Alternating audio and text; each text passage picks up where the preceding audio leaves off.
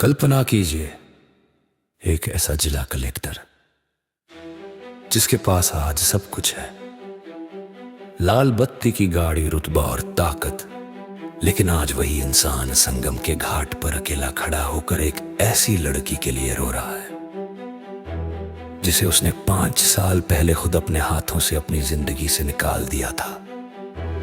आखिर सफलता की वो कौन सी कीमत थी जो आर्यन ने चुकाई, और क्या एक आईएएस की कुर्सी उस अधूरे प्यार का बोझ सह पाएगी? प्रयागराज की उमस भरी दोपहर में जब लाइब्रेरी की अलमारियां किताबों के बोझ से करा रही होती हैं, आर्यन और अन्या की मुलाकात यूपीएससी की चुस्की पर होती है। आर्यन जो पिछले 3 साल से लक्ष्मीकांत की पॉलिटी और स्पेक्ट्रम की हिस्ट्री में खुद को दफन कर चुका था, अन्या की खिलखिलाहट से पहली बार विचलित हुआ। अन्या विश्वविद्यालय की एक शोधार्थी थी जिसकी बातों में वही ताजगी थी जो सुबह 5 बजे संगम की हवाओं में होती है।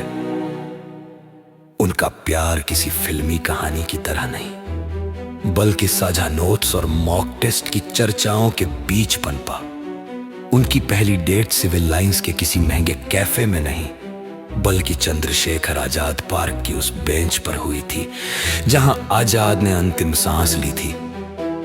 जैसे जैसे मेंस परीक्षा नजदीक आती गई, आर्यन के कमरे की दीवारों पर चिपके मानचित्र और टाइम टेबल और अधिक कठोर होते गए। कोचिंग संस्थान के सेल्समैन नुमा प्रोफेसरों ने आर्यन के दिमाग में यह बात बैठा दी थी कि यूपीएससी का रास्ता केवल एकांत से होकर गुजरता है। आर्यन के पिता ने नैनी के एक साहूकार से कर्ज लेकर उसे यहां भेजा था, और उस कर्ज का बोझ अब आर्यन की भावनाओं को दबाने लगा था। अन्या ने महसूस किया कि आर्यन अब उसके संदेशों का जवाब घंटों बाद देता है। एक शाम नैनी ब्रिज पर खड़े होकर, जहां नीचे यमुना का काला पानी और ऊपर तारों भरी रात थी, अन्या ने पूछा, क्या हम भी गंगा और यमुना की तरह है आर्यन, जो मिलते तो हैं लेकिन अपनी पहचान खोकर एक कथा सागर में विलीन होने के लिए? आर्यन की चुप्पी उस रात का सबसे बड़ा हुक थी। ब्रेकअप का वो क्षण की इस वहां की सबसे बड़ी त्रासदी की तरह आया। सरस्वती घाट की सीढ़ियों पर बैठकर आर्यन ने अन्या से कहा, अन्या, इस शहर में सपने सच नहीं होते, उनका सौदा होता है।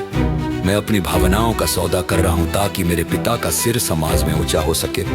अन्या की आंखों में पानी नहीं, बल्कि एक गहरी विरक्ति थी। उसने वही प्रसिद्ध शायरी दोहराई जो आज यूट्यूब पर ट्रेंड कर रही है, मोहब्बत करके क्या पाया मैंने दोस्त, वो कल मेरी थी, आज किसी और के करियर की बलि चढ़ गई। आर्यन ने मुड़कर नहीं देखा, क्योंकि वो जानता था कि अगर उसने मुड़कर देखा तो उसकी इच्छा शक्ति का किला ढह जाएगा। 5 साल बीत गए। देश वहां का महाकुंभ प्रयागराज की धरती पर करोड़ों की भीड़ लेकर आया था। आर्यन अब एक जिले का कलेक्टर था। उसकी सुरक्षा में तैनात पुलिसकर्मी उसे भीड़ से दूर रख रहे थे, लेकिन नियति का अपना ही एक पैटर्न होता है। शाही स्नान के दौरान उसने अन्या को देखा। वो अब एक प्रसिद्ध कवित्री बन चुकी थी, जिसकी ब्रेकअप शायरी लाखों युवाओं की धड़कन थी। वे मिले, लेकिन शब्दों से नहीं, केवल आंखों से। उनके बीच वही मौन था जिसे तुलसीदास ने संगम की अदृश्य सरस्वती कहा था। आर्यन के पास सत्ता थी, नाम था, रुतबा था, लेकिन अन्या के पास वो सुकून था जो आर्यन ने 5 साल पहले घाट की सीढ़ियों पर छोड़ दिया था।